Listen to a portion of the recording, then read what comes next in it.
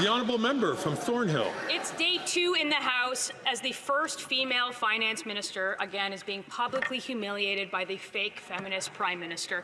What's worse is that she's being replaced by an unelected man outside of her own caucus who her boss is now shielding from conflict of interest laws that allow him to take her job and keep his money. A man who works against our resource sector, who exports jobs to China while championing higher carbon taxes on heating and eating for Canadians. Why won't the finance minister talk to her boss about ending the personal attacks on her own credibility?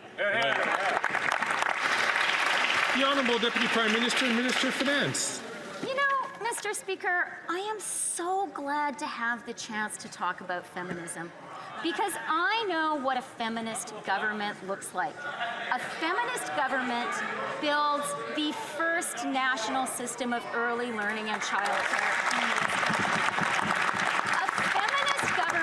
Makes contraceptives free, and a feminist government ensures that every single woman in Canada has full control over her body. Until the Conservatives stand up for that, they have no right to talk about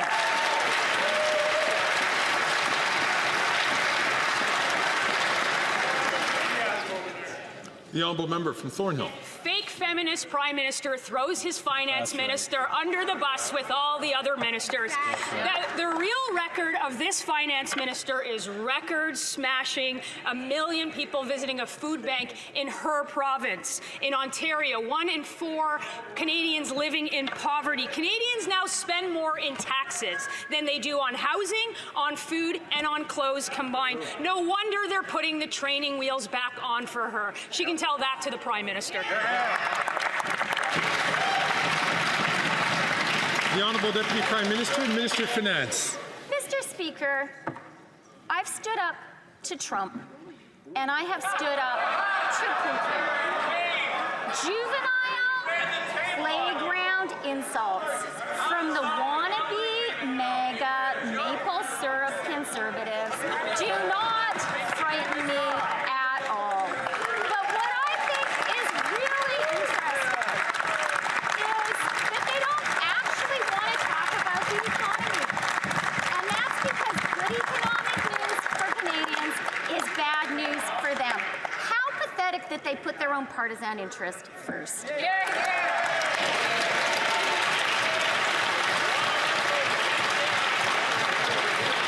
The honourable member from Haldimand Norfolk. After 9 years of this Liberal NDP government, taxes are up, costs are up, crime is up, and now time is up. This self-proclaimed feminist prime minister has repeatedly shoved aside strong women who have stood up to him. Now the prime minister is replacing the first ever female finance minister with an unelected Mark Carbon Tax Carney. Why is this finance minister allowing herself to be publicly humiliated in this manner? The Honourable Minister. Mr. Speaker, it is a bit rich to hear the member of the Conservative Party pretend to care about feminism when their own leader was using misogynistic hashtags on their videos to attract men who hate women. Mr. Speaker, it was anything but feminist when they bring forward backdoor legislation to ban abortion and to take away women's right to choose their own rights, Mr. Speaker, or when they all voted against increased funding to combat gender-based violence or to support survivors. Mr. Speaker, their leader doesn't care about women or equality. He only cares about himself.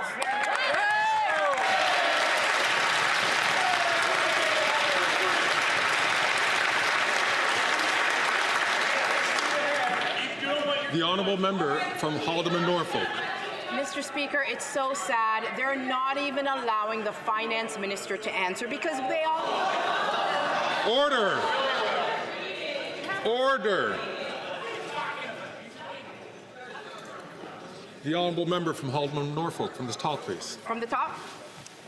Mr. Speaker, they're not even allowing the Finance Minister to answer her own questions because they all know that the carbon tax is a failure. Canadians are suffering. There are over 1,800 homeless encampments in Ontario alone. 26% of Canadians are saying that they are considering leaving the country because it is too expensive. A single mother in Kingston reported paying 100% of her income in rent. Will this Finance Minister admit that the Prime Minister has lost confidence in her and Canadians have lost confidence in this government?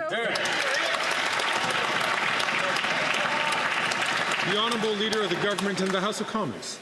Thank you, Mr. Speaker. Mr. Speaker, the Conservatives keep talking about women, but they don't support policies that support women. Right. Why are they against affordable childcare? If they care about that single mother, they should be supporting affordable childcare. Mr. Speaker, if they care about women's economic freedom, they should be supporting childcare. If they care about women's rights, they should be supporting a woman's right to choose. The real fake feminists, Mr. Speaker, are the people who sit on that side of the aisle. Right.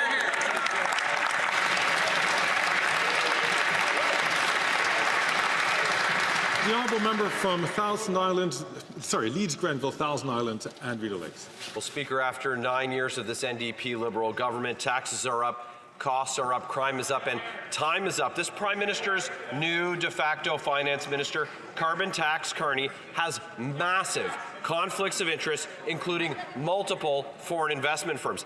Canadians don't know how much he personally stands to profit from the advice that he's giving to the Prime Minister. It's more blatant corruption from this NDP Liberal government. So will the Prime Minister simply have Carbon Tax Carney sworn in as a public office holder so that the full extent of Canada's disclosure laws apply to him too? The Honourable Deputy Prime Minister and Minister of Finance. Mr. Speaker, unlike the Conservatives, we do believe in listening to experts from across the country. But let's talk about where the Conservatives get their ideas. The Conservative leader gets his advice on helping Canadians with their grocery bills from a Loblaws lobbyist. He gets his advice on Ukraine from Elon Musk and from Tucker Carlson. And he has courted the support of misogynists and cozied up to the far right. Those are the advisors Canadians should be really concerned about. The Honourable Member from Regina Capel has stood in this place and understands the importance of calling members to order so that those who do have the floor have the opportunity to address the House. The Honourable Member from Leeds Grenville, Thousand Islands and Rideau Lakes. It's absolutely absurd to hear the Finance Minister give anyone lessons about who they're taking advice from. Arch-liberal elitist Mark Carney. This guy has more conflicts than the twice guilty and convicted Prime Minister of their party. And they're letting Carbon Tax Carney keep all the money and all the power by covering up his massive conflicts of interest while giving away that Finance Minister's job. He makes millions from foreign investment firms, and now he's advising the Prime Minister. So why is the Prime Minister letting Carbon Tax Carney keep the money and the power and serving as the real Finance Minister? The Honourable Leader of the Government in the House of Commons. Mr. Speaker, it's absolutely shameful what the Conservatives are doing. When there is a Canadian who doesn't agree with their vision for Canada, what do? Attack them. Whether it's anybody who doesn't agree with what the Conservatives do, the only thing they know how to do is denigrate that person. Mr. Speaker, we should be able to disagree without being disagreeable. We should be able to hear advice from a whole wide range of actors without attacking their character and bringing down fellow Canadians. They should be ashamed of their actions. Thank you, Mr. Speaker.